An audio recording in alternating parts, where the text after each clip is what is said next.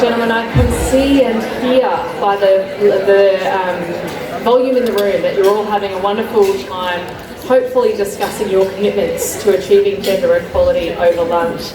I would now like you to give a warm welcome to our 5 amazing panellists who are joining us for the next part of the discussion.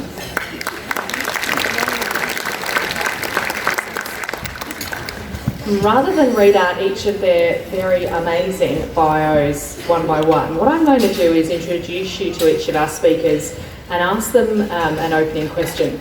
We haven't given them the questions in advance because we wanted to make it the most possibly sales, put you on the spot and ask you detailed questions moment possible. After I've had a bit of a go at really getting to the heart of some of the issues, we will open up for audience questions. Please keep those questions 2 questions, and we'll make sure we get a few audience questions within the time frame. So, Patrice, we're going to start with you. Patrice Brown founded CQG Consulting 18 years ago. Today, it's the largest environmental consultancy company in regional Queensland. She's a strong advocate for local business and professional women, and I can see just sitting at the table with her that her network in this community is pretty extraordinary.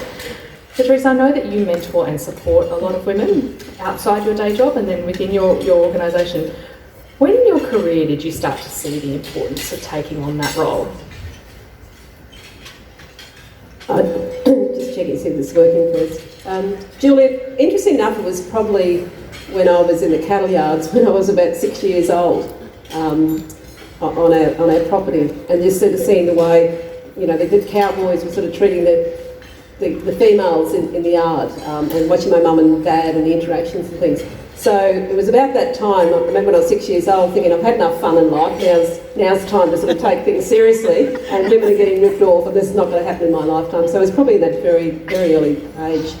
Amazing. And what do you think has made the difference in those conversations where you see someone go from being very uncertain to feeling comfortable and confident?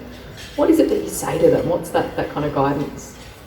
I think it's probably just being your true self and have that confidence, and just to, I was fortunate enough going through life that I had very strong women in my life, my mother and my grandmothers, but also, I went to a convent, which comes with its own challenges with nuns, but they sort of taught us all to be, we grew up thinking that women ran the world anyway. So I think after leaving that sort of environment and going out there and seeing how females were treated differently, it's just women watching other women and then having the confidence and being able to come together. It really is a game changer, and it can be a life changer for someone just to stand up. And it can be someone from a small child right down to an 80-year-old lady. If you give them the confidence to say, yeah, your voice matters, make a huge difference. Absolutely. I think that's a key message for today, your voice matters. Rowen Winsor, Executive General Manager, People and Community, Gladstone Ports Corporation, has more than 20 years' experience across ports, mining, financial services, tourism, government and aviation. Rowen, as a woman who undoubtedly has made it in male-dominated industries, what do you think the secret of your success is? So, I don't think I've made it. I think it's a journey, and I am really proud of my career. And I was working in a coal mine in central Queensland, and I made the decision to move to Mount Isa with a very young family, really little kids on my own. And I asked that male colleague for some advice, and he said, Rowen, always back yourself. You don't do that enough. And I took that on board, and it's not the Alcoholics Anonymous fake it till you make it, kind of back yourself. It absolutely is about being authentic. And I'm not the smartest person in the room when it comes to the boardroom or the executive table, but what I do have is insights, and I'm kind of like the heart at the table. And always working with men, I found that was a real competitive advantage, to be vulnerable and to always back myself in an authentic way. So, and I've really learnt from some beautiful executive men a whole lot of stuff, and it's important to know who you are and not ever waver on that. Amazing. So that piece around authenticity. I know you've got some supporters in the room today. What would they say about your leadership? How would they describe you? Well, they missed the cue for the cheering. Cheering. Thank you. That's correct. what would they say about my leadership? They would say that I care. I care very much about them. And I'm also not, again, the smartest person in the room when they're in the room. They are the most competent and capable person at what they do. And, you know, seeing them thrive and seeing them grow actually means that I'm successful. So it's that servant leadership. I'm there to serve them, to see them be the best that they can be. And I definitely always back my team. And, you know, so I'm hoping that, you know, they would say that not absolutely, you know, I care about them, but also know who they are and I work to their strengths. So, but they missed the cheering, but they've made up for it now, so thank you. It'll be noted in your performance reviews team. Thank you, Rowen. And again, I think that piece around authenticity, compassion, care is something that women leaders really bring to the fore in the main. We've seen huge studies done in the last 12 months about leadership and people looking at particularly their political leaders, and women politicians, women leaders around the world coming out much more positively out of COVID from our care, empathy, decision making based on people at the centre perspective. So thank you for that. Olivia Atanasov, Electrical and Instrumentation Apprentice at NRG, is a 4th year Electrical and Instrumentation Apprentice at Gladstone Power Station and the first Electrical Apprentice at NRG. Olivia, tell us about being the first. What have been some of your experiences? The transition wasn't really that hard because I was really used to being the only female in all my classes through high school, obviously because of the career that I chose. But it was a little bit difficult because I hadn't ever worked with older men, so it took a lot of getting used to, and it took a lot of quick learning and good communication skills. And we've had a bit of a conversation earlier today about this sense of you know, whether people see women in non-traditional roles as having a right to be there or having earned their place, or whether there's always that conversation about, oh, you're here because you're a woman. How has that played out for you? Has that been an experience that you've had? Yeah, I'm sure a lot of other female apprentices can relate to being told that you got your apprenticeship because you're a girl, you're just like meeting a quota. And just really, not only do I like that is disrespectful, but also you think all the hard work that you've put up to that point is just unseen. But I think it's also a really good learning experience because it teaches you to be resilient, and also that you don't have to prove yourself. You've already proven yourself by being there. So all you have to do is prove yourself by showing up on the day, doing the work, and just being satisfied that you deserve to be in your apprenticeship. Pretty awesome comments, I suspect. And I suspect 20, 30 years from now, someone will be talking about Olivia's story, being like, you know, wow, she was the trailblazer. That changed the game for women in that trade, so thank you. Belinda, I might go to you next. Belinda Maihi, mechanical equipment technician at Rio Tinto's Boyne Smelters. She's worked in the smelter for 22 years and continues to be challenged by the work that she does. Belinda, you were rejected when you started applying for apprenticeships. Can you tell us about that experience? And then over the course of your career, what do you think has changed for women? It's good to see so many women here, that's what's changed. 30 years ago, I had to apply for about a year or so, and I left from Brisbane to get my apprenticeship in Victoria. I didn't know anybody down there, and I was alone. There was no support, and this network wasn't happening then.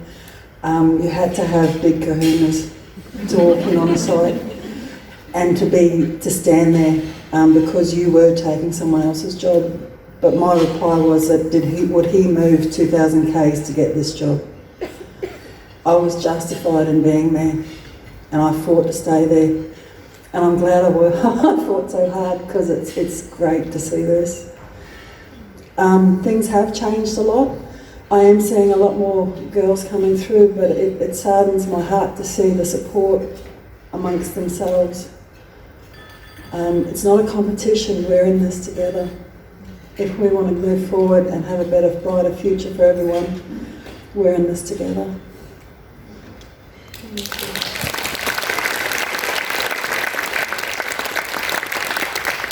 And I think just that reality that 20 years ago we were actually struggling to get women applications to the decision-making table. Today we're getting them there, but they're still far too few in number. Linda, how do you talk to other women within the smelter? You know, what sort of encouragement or support do you provide to them? They're here. Oh, another cheer squad. Where are you, team?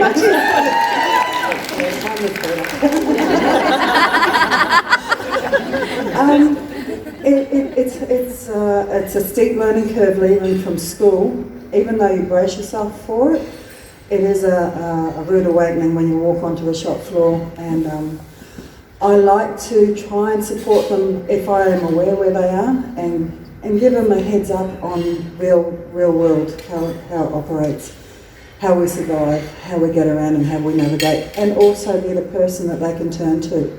So if it does get too hard, or if they have a curly question, I'm your auntie. I love being the auntie. I'll be there, I'll support them and I'll back them 100%.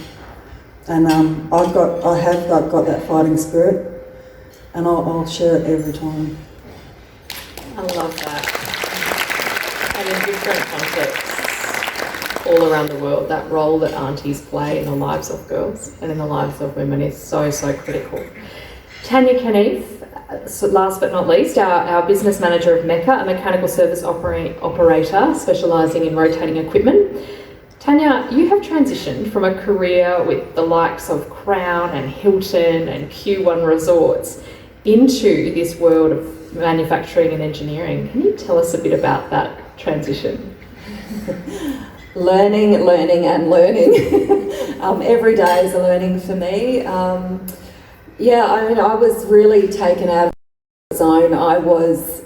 When you train for something, you go to university and you specialise in, for me it was sales and marketing, and particularly in tourism marketing, hospitality marketing, and then you get thrown a very large curveball, and it really is about understanding the business and setting yourself challenges, I guess. It's been ridiculously hard in some ways, certainly understanding the industry, understanding the lingo, understanding the chat.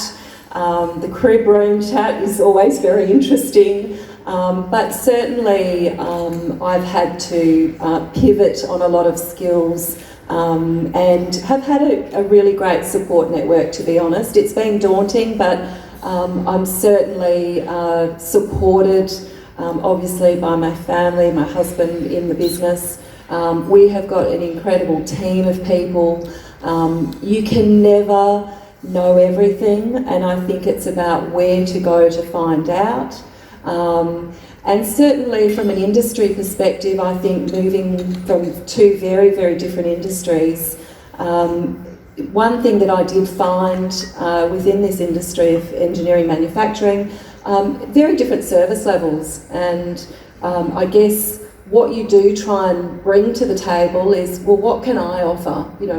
With my very diverse background, now coming into the industry, what is it that I have that I can offer our business and offer the industry? And I've certainly found that things like service levels, attention to detail, customer service, branding, those sorts of things, and where we sit, particularly as a small business, and being family friendly.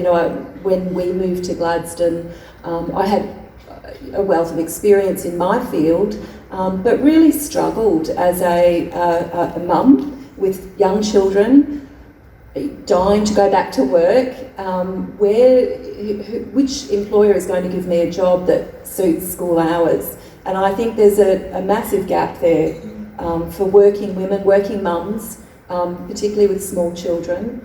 I had to plead. We moved here when it was a time of obviously there was a lot going on back in 2011. A lot of construction going on. A lot of people in town. I had to almost beg for childcare. And then I was sort of thinking to myself, well, I've got a lot to offer, but I can only work certain hours because I've also got children to look after.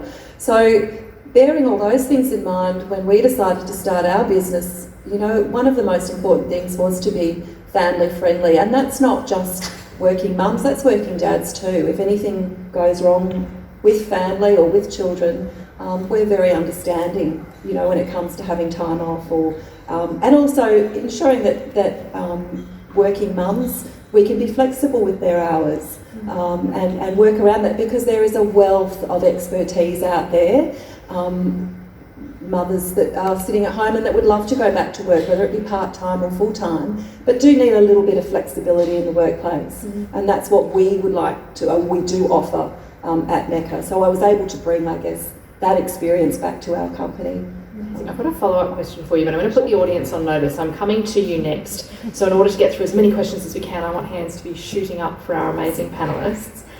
Tanya, you mentioned there that piece around family flexible policies, and we know that people need flexibility for all sorts of reasons, but one of the things in service organisations is this narrative that exists, well, if a customer needs something at 8 p.m, you drop everything and you go, so you can't work flexibly here.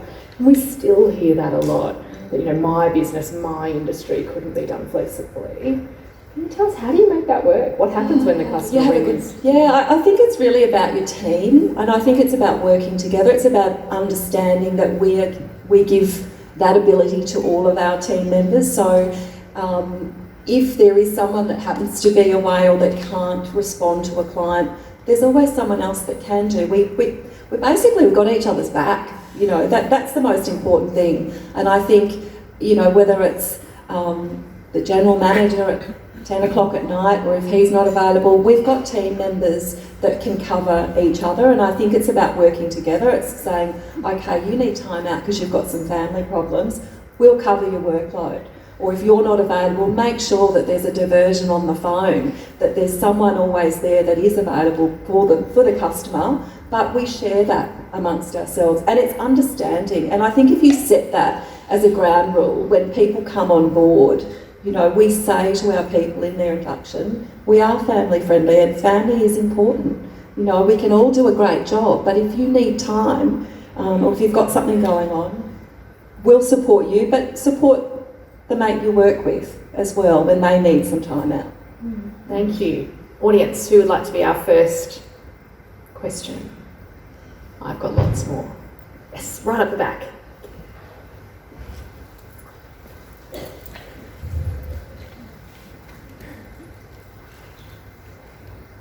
Hi there. Julie, you mentioned in your speech the piece around the difference between mentoring and sponsorship. Sponsorship, we know, happens very commonly and in many, many informal ways for men. It's much harder for women to access sponsors, but it can be an absolute game changer. I was wondering if any of the panellists could share with us, if you've had a sponsor, how did you find that sponsor and how did you open up that conversation? Great question. Patrice, I might throw to you first. I know you play this role a lot, but what's your advice to someone who's looking to find a sponsor? I think you don't wait for them to come to you, because they don't. So my number one was you go out and you pursue people who support what you want to do. Now, whether that's and I think having a mentor, and I think those words can be interpreted in different ways. But if you come across characters in your life, and whether it's someone that's a stranger or a friend, or you've heard of, and this is both for men and women, if you want to learn from them, just go after them. I mean, I've gone to networking events. I'm a tart at networking. I was all over Australia, certainly all over Queensland, from when I could. And my team, Alison and Tamara, he would know that when there's an event on somewhere, I'm in an aeroplane, I encourage my staff to do the same. And it's at those sort of events, and you want to be influenced, or you want support from people either in different sectors, you want to know more about things, and you go looking for that person. Sometimes it might be a person you're really uncomfortable with, or it might be a company that you're not really aligned with, but you can see you can learn something from them, and they in some way can help you with your vision, not just for you as an individual, but your team and your company and the people you work with, that's sponsoring what you want to see in this country. So I think, just go after them, Julie, would be the advice. Thank you. And Olivia, early in your career, is there someone that you think of as a sponsor for you who's really opening doors and helping you navigate? It's okay to say no. Well, yeah, not really having any female tradespeople that I've worked with, it's been hard to have someone there through all that. So, Okay, women, who here might be a sponsor for Olivia? Hands up. Who would be interested? No one? Really? Okay, we've got one. We've got two. There you go, Belinda sitting right next to Olivia. Can I ask the audience, who currently is sponsoring another woman in their career? Openly, actively opening doors, making connections, having career conversations. Hands up if you are currently sponsoring someone in their career, consciously. Okay. Hands up if you are currently have a sponsor, someone who again is opening those doors. Hands up high, proudly if you have a sponsor. Okay, so we've got a few more in the room that have a sponsor than are sponsoring. Hands up after this event, who is going to be a sponsor? Key action out of this event, team. Everyone, hands up. If you do nothing else after this event, thinking about those pathways, hearing these stories, one of the common tenets is it is hard to be the first, the minority, one of the. Those sponsorship conversations, you can start when you're a trainee. You don't need to be in a senior role to start advocating and supporting other people. The amazing stories you hear when our apprentices activate high school students, when our senior leaders activate and support the people who are more junior coming through, it's a really, really important step that we all need to take. Next question from our audience. Yes, down the back.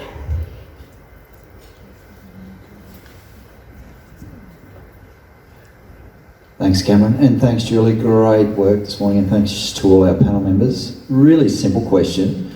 What is the playbook, and I know this is probably fairly simplistic, for all of those male CEOs out there that want to create I love your words, the experience of inclusion. It's really well said. What's the playbook for, and I know CEO challenges, what's the top 2 or 3 things that we should really take away? Because, it's one thing listening, if there's 365 actions out of the room, that'll make a difference. And I'd just love to know what you would recommend for a male CEO who wants to do better, which there are some in the room. Yeah. What should we be doing? Okay, thank you for that question. I think our next question is just down the back on this side, so we'll come to that one next. Thank you. Who wants to have a crack? Rowen, do you want to have a crack at that one? Advice to male CEOs. So the gift of vulnerability is for men. It's actually getting out of the way too and allowing others to shine. So I watch a lot of male leaders, male CEOs, and they're always on their A game. And it is nice to see a man that says, "I actually haven't got this part. I need you to take it." And the other amazing thing about working with strong men is that they take you with them, and they never back away. And that's been my experience. There's been many a day where I've wanted to quit. I've had enough. It's all too hard. And the feedback I get is I react to everything. Apparently that's not a good thing. But my reaction then measures what's really happening here. So we're not going to skip over that particular topic. We're going to go to the heart of it, and we're going to have the emotional conversation. So allowing women to play that role, because men behave differently when a woman's in the room. The board table's different, the executive table's different when there's women there. So I would say to a CEO is let that woman shine, give her a go, get out of the way of her, but never back away from her when she's being emotional, when she's having a reactive moment. There's something in that, and it's allowing that space. Because the worst thing is a woman at an executive table who's trying to act like a man. It's actually really not that endearing, and men don't like it. So, we're feminine, we're vulnerable, we're pretty. It's okay to be any of those things. But we can also be bloody tough too, and we're going to tell you how it is. There's nothing worse than a man that shuts a woman down, and vice versa for a woman who shuts a man down when they're being emotive. So that would be, on the playlist, Anton, and, really work to the strengths for women instead of looking for their weaknesses and the gaps they need to close. So it's not a skill gap, it's not a development opportunity, it's actually, I'm identifying your strengths and I'm going to work to your strengths. And it's a different conversation then. And women thrive on that. We love to hear what we're good at and we want to build on those things as opposed to constantly defaulting to our, our opportunities for improvement. Can I jump? Absolutely, Patrice. It's all right, you don't have to do it. Tech will do it. Thanks. And this is waving the flag for female business owners in this region. CEOs in the Gladstone region can do a couple of things that would make a huge difference to the success and the confidence of women in this region. Is that there's a lot of businesses that are owned by females, and I would say in Gladstone, I have offices in 5 locations across Queensland, environmental consulting business, and Gladstone is our toughest market. It always has been our toughest market for small businesses. Why is it? It's really tough for small businesses, and GEA are my absolute heroes for pushing that barrier all the time. If you really want to make a difference, have a look in your backyard and look at the legends that are here, and look at the capabilities, and look at not just the female-owned businesses, but support your local businesses. The other thing is, for all of us in the room, is have that, we get tempted sometimes to support young women when they're having a go. Aren't they great? Aren't they wonderful? We're going to support them. Once those women are over 45, suddenly they become a stuck-up bitch, or there's someone who thinks they're too important for anyone else. Everyone's ready to knock them down and knock down that success. The tall poppy syndrome in this region is toxic, and we really need to sort that out. And women who are successful in this region really cop it. So if you can influence your management team and influence your employees to support all women that are in that space, and including older women, and say, good on you, and what can you bring to my business?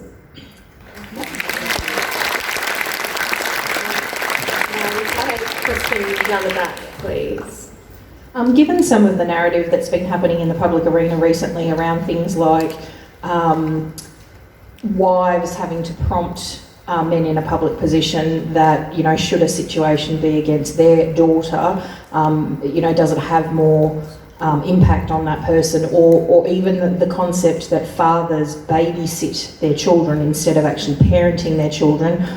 Do we need to have the narrative at home before we can have it in the workplace, or vice versa, or both?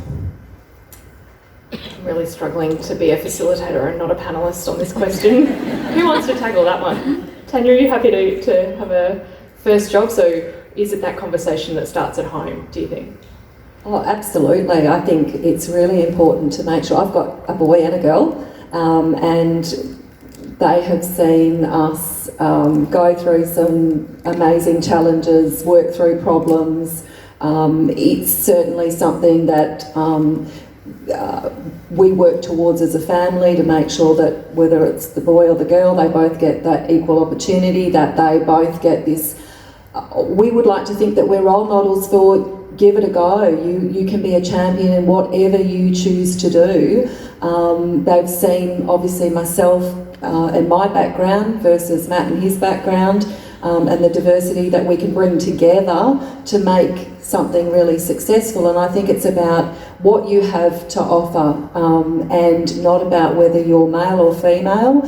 They both do similar sports, different sports, opportunities. I think it's really important to be role models for your children, and to give them the confidence to make sure that they can, at that kitchen table, that they realise that the world is your oyster, and it's just hard work, determination and resilience. And that's certainly one thing that I've learned along my career, and that's to be resilient. We've been knocked down and come up again, and it's got absolutely nothing to do with gender. It's just about giving it a go. That's very wise. I think the other part of this always is, if we are waiting for people in power to have daughters and then think about their daughters, we've got no chance of making change. We have to be humans and think about what it means to be human at the centre. And I think that's actually, like, holding our leaders to a higher standard is actually really important. Have we got one more question from the audience before I ask our panellists? I'm going to give someone who hasn't already asked a question the chance. Down this corner, where are my question answers? Thank you. Right down the front, sorry. I think we're almost playing a game with our amazing microphone-wielding person who has literally walked his 10,000 steps in this session. I'm sorry. responses? Just right down the front. Thank you. I guess in light of the Dare to Interrupt hashtag, how do you, I guess, handle a situation when, as you said before, someone sort of just shuts you down and says, oh, you've taken that the wrong way? How do you then handle that situation? Belinda, any thoughts on that one? I've had that quite a bit. Sorry, this is all new to me. It depends on the situation. Go with your gut feeling first. It's usually always right. If you have problems with that, getting it seen through, or it keeps happening, I would seek support from further up, because then you're looking at an issue that's happening within that where you are. So yeah, never accept it. If you don't feel it's right, you have a right to speak up. What about for you? You know, in some of those experiences again early in your career, how do you challenge? How do you call out behaviour when it's not okay? Yeah, I guess it can be hard to stand up for yourself, especially if you do feel like you're alone. I totally agree. Take it higher up and take it as a learning curve. Like, try to stand up for yourself, because some people are just afraid of strong women, and if they're not, they're just intimidated, I'd say. Why? Can I ask then a closing remark from you, Olivia? What's your message to younger women coming up behind you? If they're looking at trades and apprenticeships, what would you say to them as they make those choices? Don't expect it to be given to you because you are female. There's a huge, that's a thought that goes around Gladstone, that females will just be given apprenticeships because you're a woman. You still have to put in the work and work as hard and prove yourself that you deserve that apprenticeship. And I think if you just put in the work, it really does show all the way up until the interview stage and all through your apprenticeship. All you have to do is show up, do the work, and that's just enough to prove yourself. And Belinda, what about you? What would you say to the young woman who was applying and getting knocked back for apprenticeships? What would you say to her now? Keep going. Don't be afraid to be yourself. If it's worth fighting for, go for it. Don't stop. Be tenacious. Be strong. And you'll end up here embarrassed like I am. Putting you on a panel and making you wildly uncomfortable. Rowen, what about you? Advice to your younger self?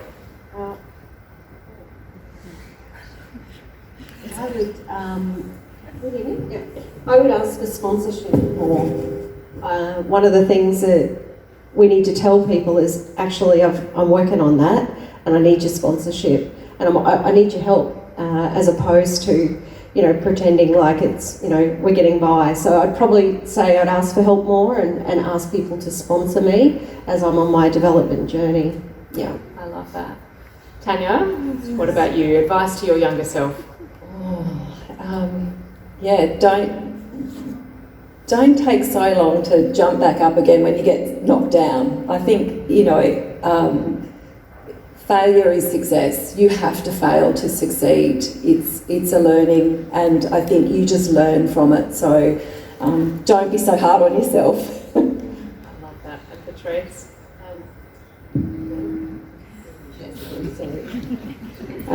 Two things. One would be wear that high vis and safety boots with pride, and the second one is surround yourself with other women earlier in your career, because that's where your strength and your mates are, and keep them close to you throughout your journey.